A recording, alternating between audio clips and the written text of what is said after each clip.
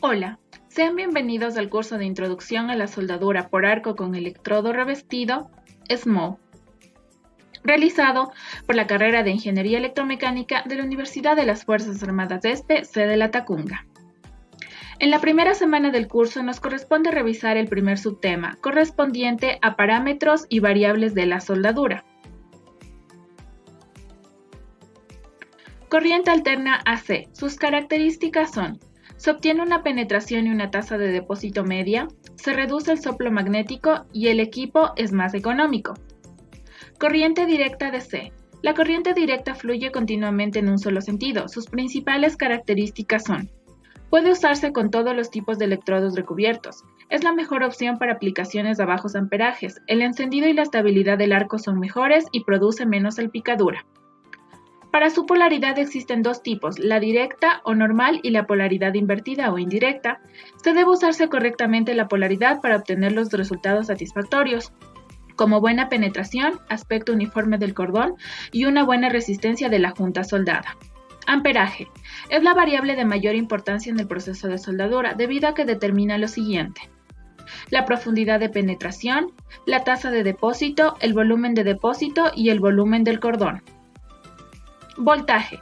Está determinado por la longitud del arco, es decir, la distancia que existe de la punta del electrodo al charco. Esta variable afecta principalmente al perfil, ya que a mayor voltaje se obtiene un cordón más plano y ancho.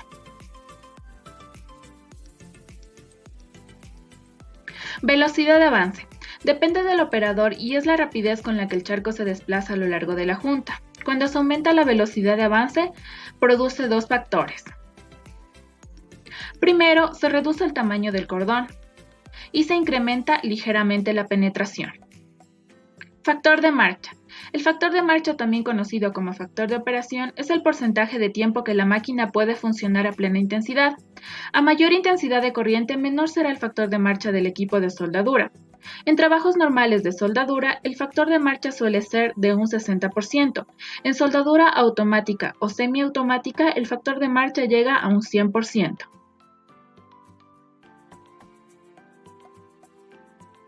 Ejemplo: si se utiliza una fuente de energía que tiene un factor de marcha del 60%, significa que no se puede utilizar más de 6 minutos por cada 10 minutos de trabajo. Otro ejemplo: si se utiliza una fuente de energía de 12 amperios con un factor de marcha del 50%, significa que se puede soldar durante 5 minutos por cada 10 minutos de trabajo.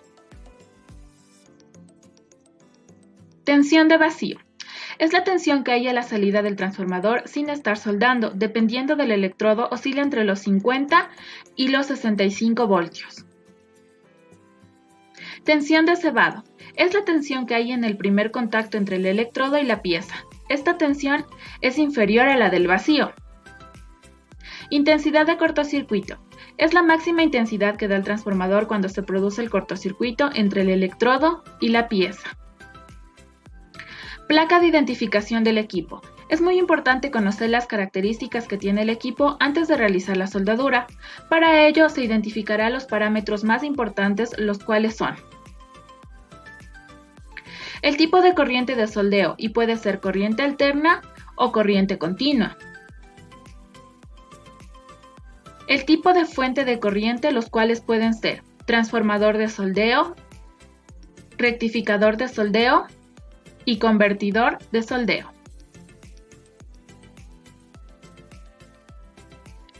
El tipo de corriente de red, que puede ser alterna o continua.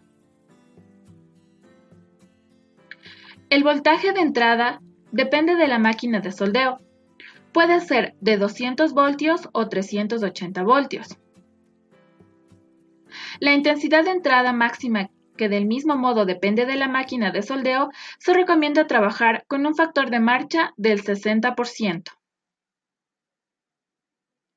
¡Felicidades! Has culminado con éxito el primer video de la cuarta semana. Gracias por verlo.